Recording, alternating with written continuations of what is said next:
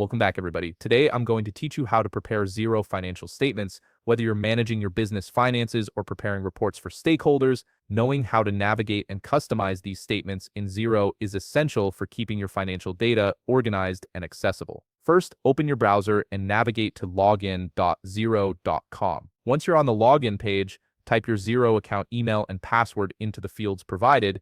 After entering your credentials, click the Login button to access your Xero dashboard. This is your central hub for managing all your accounting tasks and financial information. Now that you're logged in, direct your attention to the top navigation bar, click on Reporting, which will open a drop-down menu with various reporting options. From this drop-down, select All Reports. This action takes you to a comprehensive page that serves as your reporting center. You'll now be directed to the All Reports page. This is an important section as it houses all the reports related to your Xero account and all of its transactions. Everything from sales reports to tax summaries can be found here, making it your go-to location for financial insights. Scroll down the page until you see the Financial Statements section. This area contains your core financial documents that give you a complete picture of your business's financial health.